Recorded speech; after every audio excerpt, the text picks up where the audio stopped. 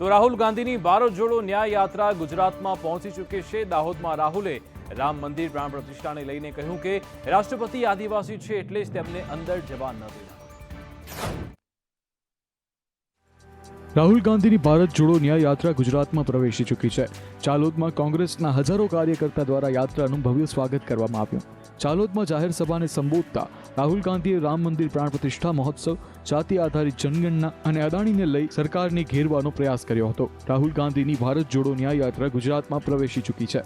ચાલોદમાં કોંગ્રેસના હજારો કાર્યકર્તા દ્વારા યાત્રાનું ભવ્ય સ્વાગત કરવામાં આવ્યું। ચાલોદમાં જાહેર સભાને સંબોધતા રાહુલ ગાંધીએ રામ મંદિર પ્રાણ પ્રતિષ્ઠા મહોત્સવ, જાતિ આધારિત જનગણના અને અદાણીને લઈ સરકારને ઘેરવાનો પ્રયાસ કર્યો હતો। રાહુલે કહ્યું કે રામ મંદિરનો પ્રાણ પ્રતિષ્ઠા મહોત્સવ જોયો હશે। આપણા રાષ્ટ્રપતિ આદિવાસી છે એટલે તેમને અંદર જવા ન દીધા। આ સિવાય રાહુલે બેરોજગારી, મોંઘવારી સહિતના મુદ્દા પર સરકાર પર પ્રહાર કર્યા હતા। हिंदुस्तान के हर नागरिक को पता लग जाएगा कि हिंदुस्तान का धन किसके हाथ में है।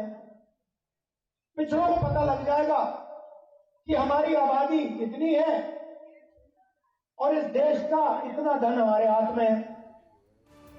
કોંગ્રેસ નેતા રાહુલ ગાંધી લોકસભા ચૂંટણી પહેલા એક મોટો દાવ ખેલ્યો છે। તેમણે સરકાર બનવા પર 30 લાખ નોકરીઓનું વચન આપ્યું।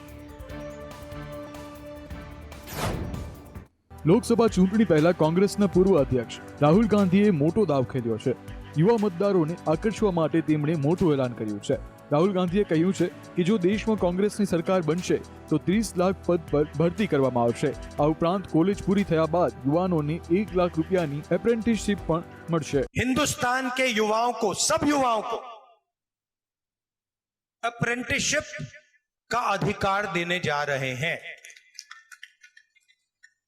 और ये अधिकार हर ग्रेजुएट, हर डिप्लोमा होल्डर को मिलेगा। अधिकार क्या है कि कॉलेज, यूनिवर्सिटी, डिप्लोमा के एकदम बाद 1 साल के लिए हर ग्रेजुएट को प्राइवेट कंपनी में, सरकारी ऑफिस में 1 साल की अप्रेंटिसशिप दी जाएगी और 1 लाख रुपए उसे 1 साल में दिया जाएगा।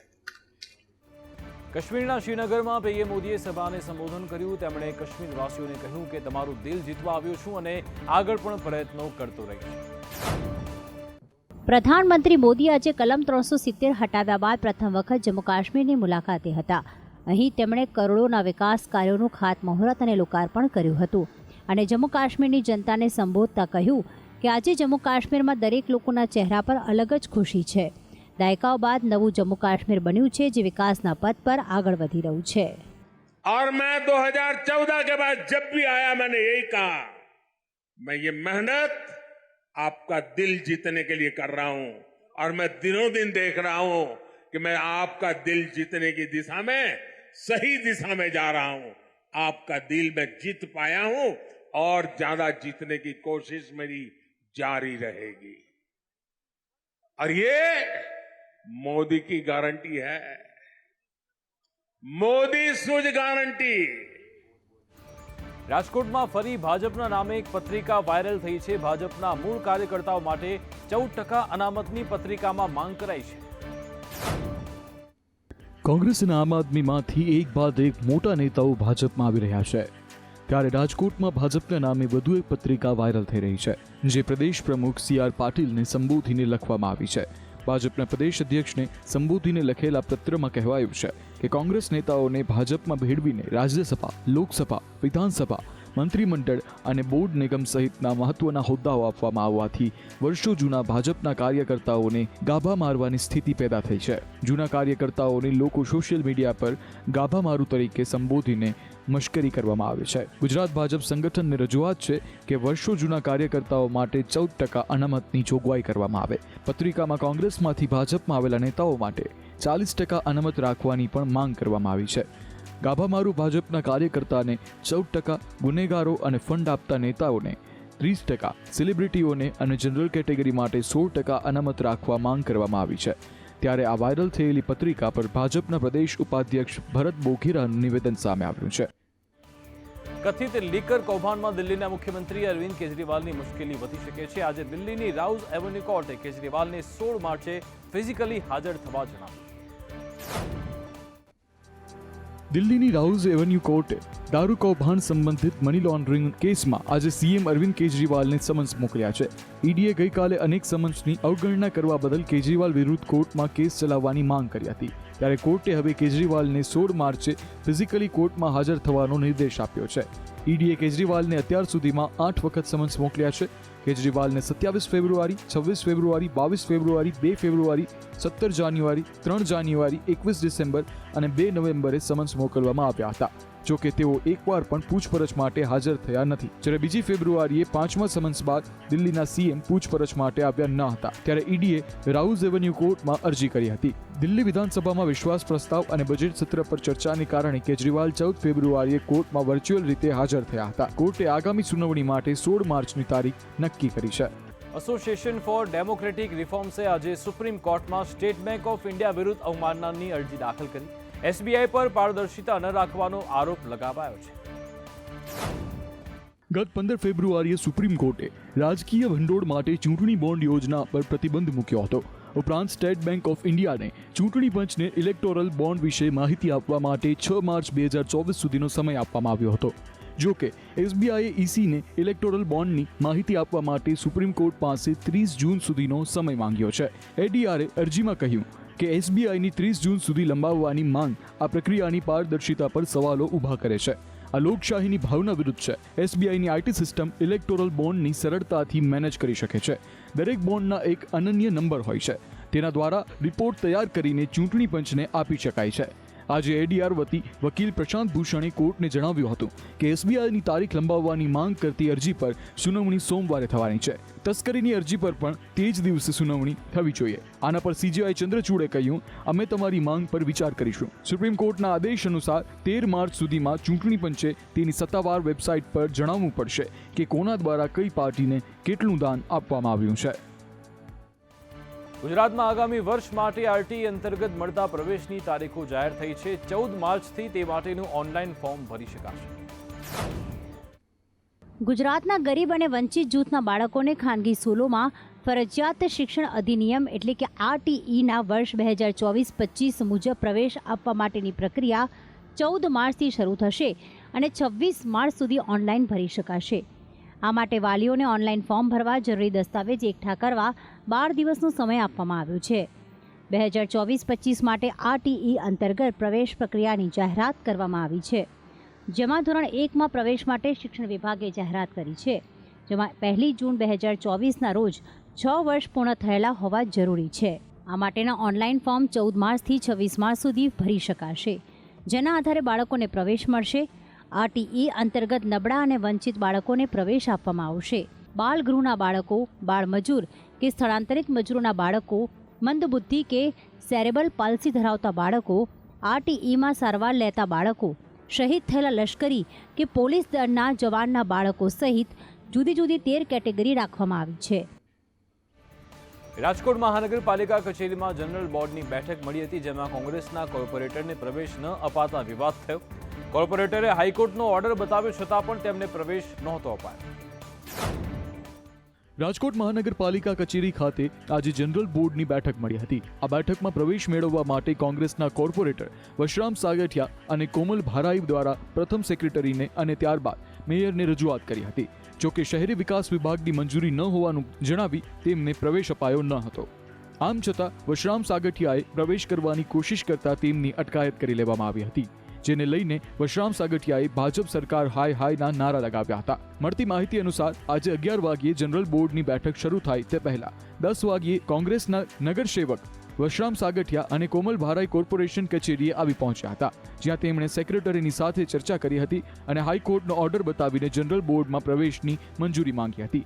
સેક્રેટરીએ આ માટેનો ઇનકાર કરતા તેઓ મેયર પાસે પહોંચ્યા હતા, જ્યાં મેયરે પોતાની ચેમ્બરમાં બેસવાનું કહ્યું હતું. પરંતુ ત્યાં આવવાના બદલે જનરલ બોર્ડમાં ચાલ્યા જતા જ વશરામ સાગઠિયાએ બોર્ડમાં જવાનો પ્રયાસ કર્યો હતો, પરંતુ તેઓ બોર્ડમાં જાય તે પહેલા જ પોલીસ દ્વારા તેની અટકાયત કરી લેવામાં આવી હતી. સોનાનો ભાવ આજે 67,000 ને પાર પહોંચ્યો છે. વિશ્વભરની સેન્ટ્રલ બેંક વધુ સોનું ખરીદી રહી હોવાનું પણ એક કારણ આ તેજીને મનાઈ રહ્યું છે.